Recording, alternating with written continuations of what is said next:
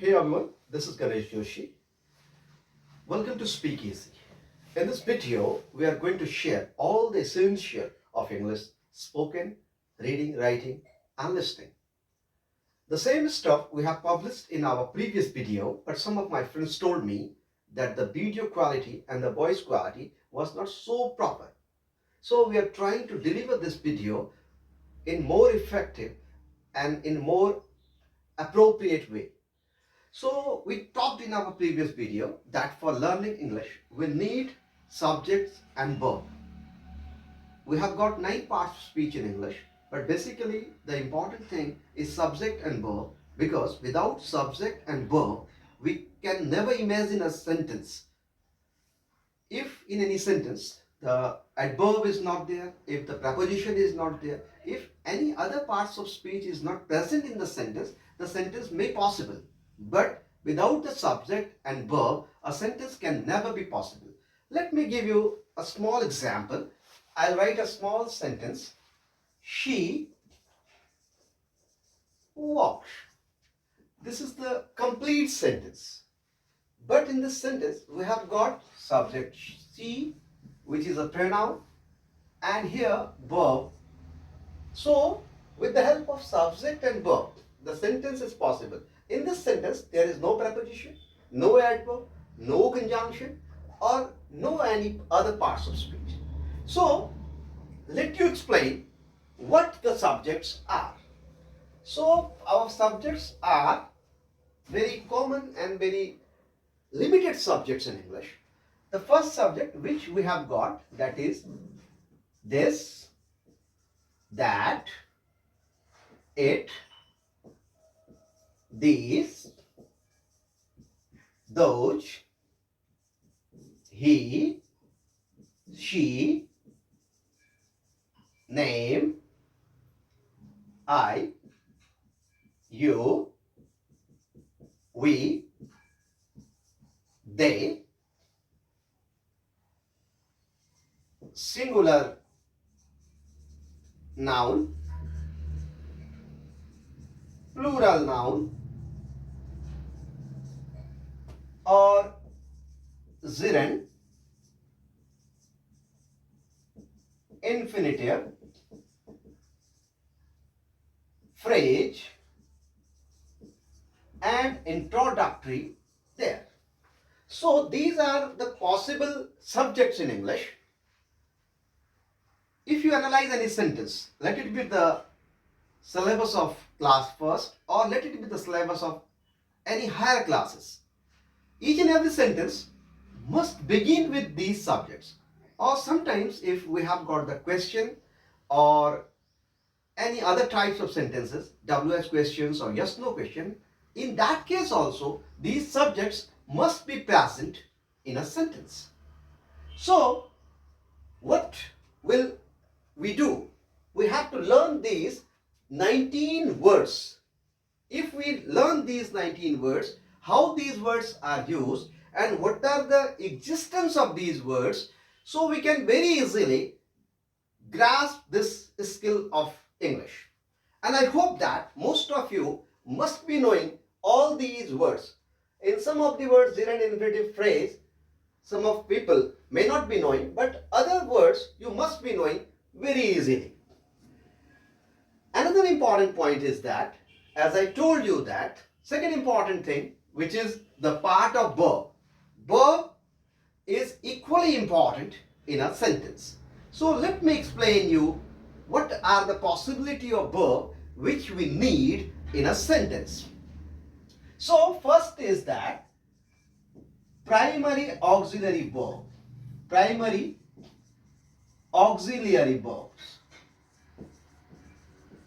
Primary auxiliary verbs means am, is, are, was, were, has, have, had, do, does, and did.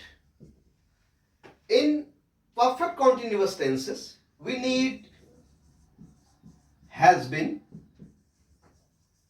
have been, and had been. We can't call it as a primary auxiliary verb, but these verb forms also will need for framing a sentence. Now, if I count all these words separately, the total number will be 1, 2, 3, 4, 5, 6, 7, 8, 9, 10, 11, 12, 13, 14, 15, 16, 17, 18 and 19. Here 20, 21, 22, 23, 24, 25, 26, 27, 28, 29, 30, 31, 32, 33. These 33 words we have got in this content, or on the blackboard already it has been mentioned. Now, if we know all these 33 words in a proper way, we can acquire at least 20 to 30% English in a very fine way. Apart from that, we need few more words. Those are called modal verbs. Although the modal verbs are not the main verb, modal verbs cannot be used as the modal verbs, but these modal verbs play a very vital role in using English in all its forms.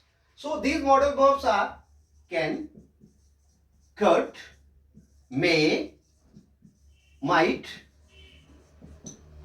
shall, would, then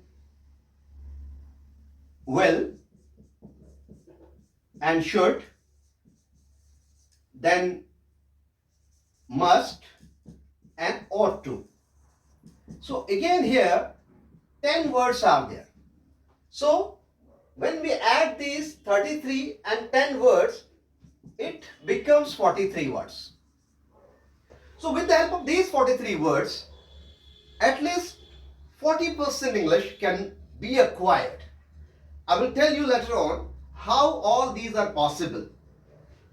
Another important thing which we need, that is the third part of the verb, that is called main verb or action word, because we can't say them as the main verb only, because sometimes these primary auxiliary verb can also be the main verb of a sentence.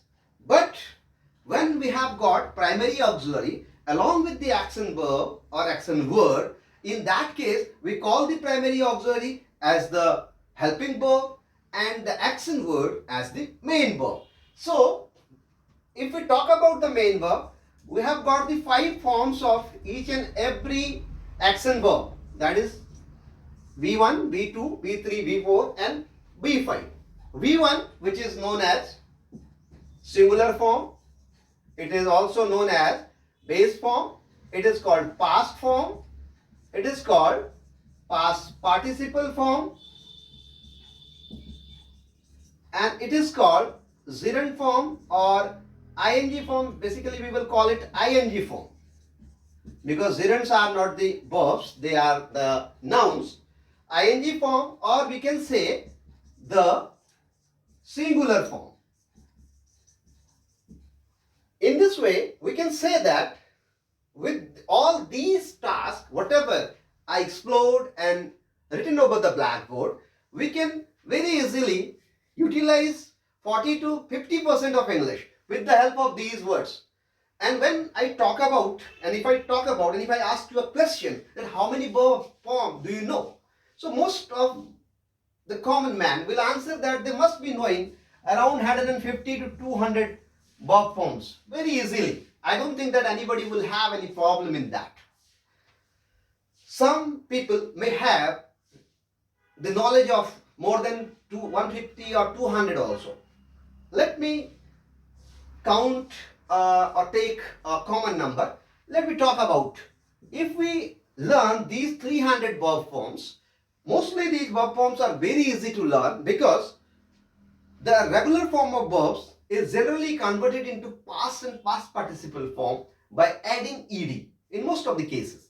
Some of the verbs, those are not the regular verbs, they need some specific changes. Sometimes some other words are added with them, and sometimes they are whole form is changed. So if we know the 300 forms of verb, 300 not 300 forms, these are 300 verb forms, we can very easily handle the English in a fine way.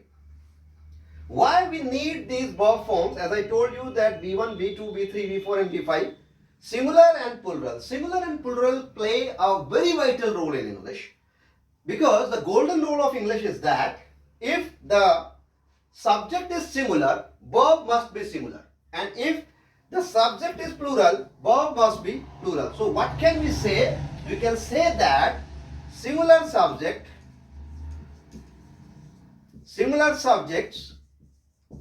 need singular verb. Singular verbs, and plural subjects need plural verbs. This rule of English is known as the golden rule of English. And if we follow this rule, there will be 100% accuracy whether we speak, write, or whatever, all the four aspects we want to do. So now the question is still in your mind that how, with the help of these few words, a person can acquire English. So, because every dark line has a silver ending. So, for knowing all these things and details, you keep on watching our channel. Have a nice day. Thank you. Jai Hind, Jai Bharat.